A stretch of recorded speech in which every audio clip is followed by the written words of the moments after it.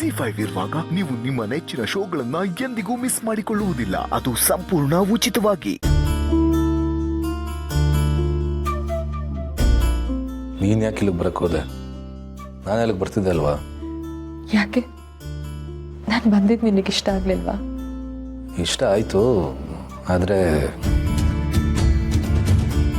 ಈಗ ಅದನ್ನು ಹೇಳ್ಕೊಳಕ್ಕಾಗ್ತಿಲ್ಲ ಅಷ್ಟೆ. ಸಮರ್ಥ್, ಈ ದಿನಕ್ಕೋಸ್ಕರ ನಾನು ಎಷ್ಟು ಕಾಯ್ತಿದ್ದೆ ಗೊತ್ತಾ? ನೀನು ರಿಲೀಸ್ ಆಗಿದೆಯಾ ಅಂತ ಗೊತ್ತಾಗಿ ನಂಗೆ ಮನೆಯಲ್ಲಿ ಒಂದು ನಿಮಿಷನೂ ನಿಲ್ಲೋಕ್ಕಾಗಲಿಲ್ಲ ಗೊತ್ತಾ? ಅದಕ್ಕೆ ಓಡೋಡ್ ಬಂದ್ಬಿಟ್ಟೆ. ಹೇಗಿದ್ಯಾ ನೀನು? ನಾನು ಚೆನ್ನಾಗಿದ್ದೇನೆ. ನೀನು ಹೇಗಿದ್ಯಾ?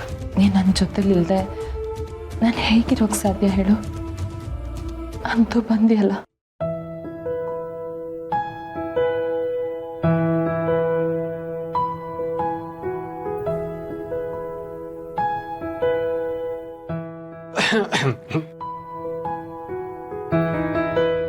ಏನು ನಿಮ್ಮಿಬ್ರಿಗೂ ನಾವಿಲ್ಲಿ ಯಾರೂ ಇರೋದು ಕಾಣಿಸ್ತಾ ಇಲ್ವಾ?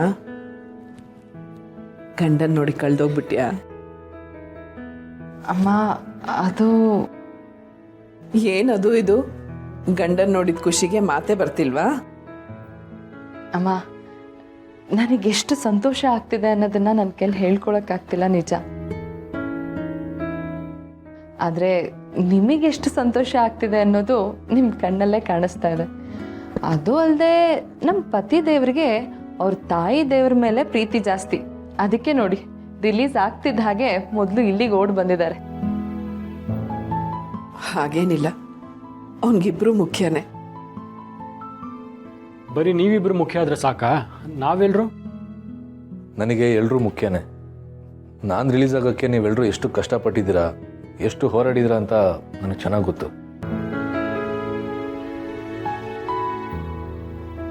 ಆ ಋಣ ನನ್ನ ಹೆಗ್ಲ ಮೇಲೆ ಇರುತ್ತೆ. ಹೆಗ್ಲೆ ಮೇಲೆ ಈ ರೀತಿ ಅದು ಇದೆಲ್ಲ ಇಟ್ಕೋಬೇಡ.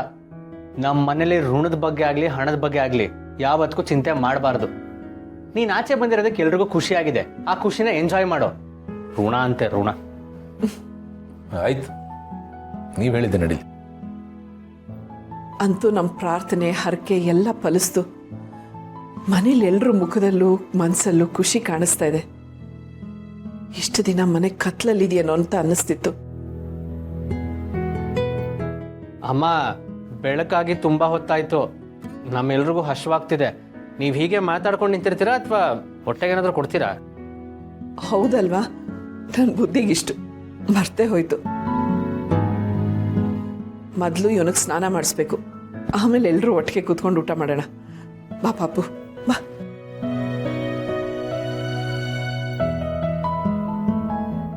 ಅಮ್ಮ ಹೀಗೆ ಲವಲವಿಕೆಯಿಂದ ಓಡಾಡ್ಕೊಂಡಿರೋದು ನೋಡೋಕ್ಕೆ ಎಷ್ಟು ಸಂತೋಷ ಆಗತ್ತಲ್ವ? ನಿಜ ಬ್ರೋ. ಅವ್ರು ಸಂತೋಷವಾಗಿರೋದಕ್ಕೆ ನಾವು ಏನು ಮಾಡೋಕ್ಕೂ ಸಿದ್ಧವಾಗಿರಬೇಕು. ಅವರೊಬ್ಬರು ಸಂತೋಷವಾಗಿದ್ದರೆ ಮನೇಲಿ ಎಲ್ಲರೂ ಸಂತೋಷವಾಗಿರ್ತಾರೆ.